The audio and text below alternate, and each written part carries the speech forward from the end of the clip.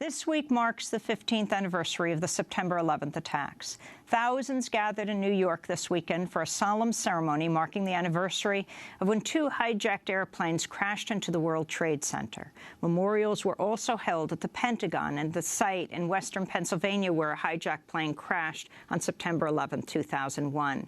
Well, right after the attacks, the Bush administration demanded from Congress the legal authorization to use military force against those they deemed responsible for the attack, thus beginning the war on Afghanistan. The Senate soon approved the authorization for use of military force by a vote of 98-0.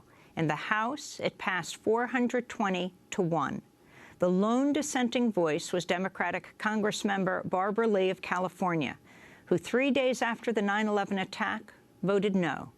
This is the speech she gave on the floor of the House. September 11th changed the world. Our deepest fears now haunt us. Yet I am convinced that military action will not prevent further acts of international terrorism against the United States. This is a very complex and complicated matter.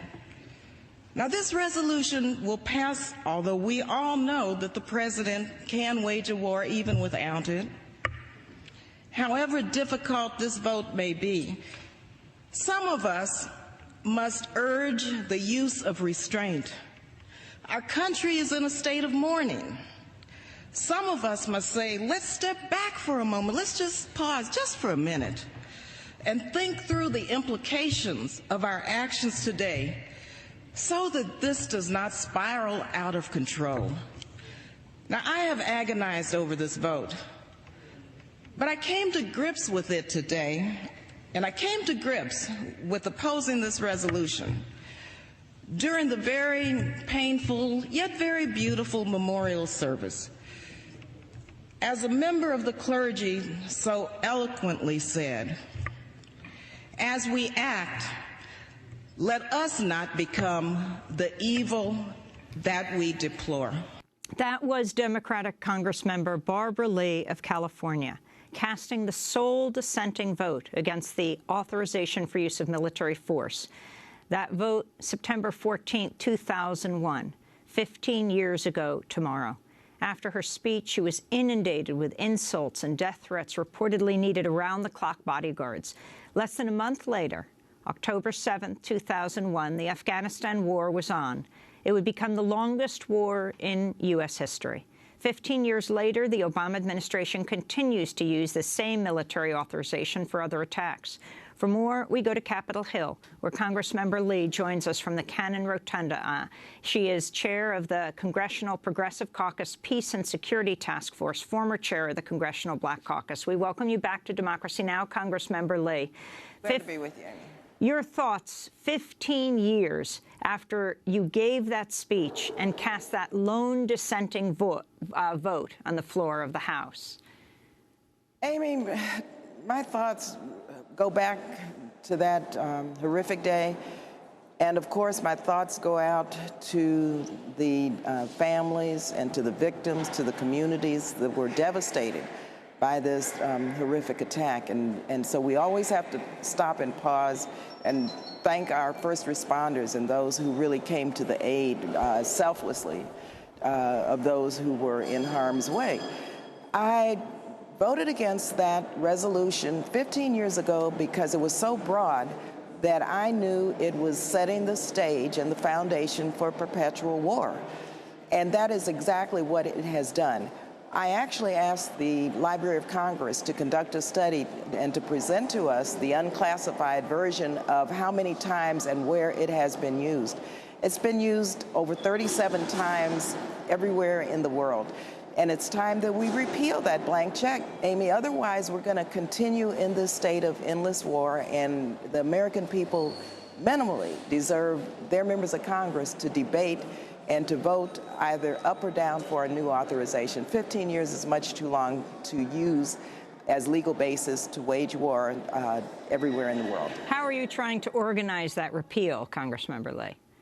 Well, I have to tell you, every time we have a defense authorization or appropriation bill come before us, I offer amendments to either deny funding until we have a new authorization, to repeal that authorization, or to repeal that authorization until there is a new authorization within 90 days.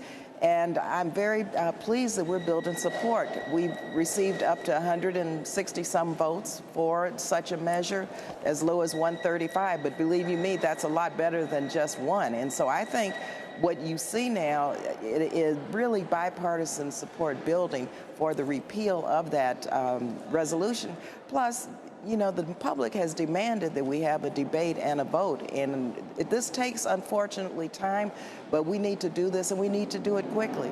We've spent over $1.7 trillion. Our young men and women continue to be in harm's way.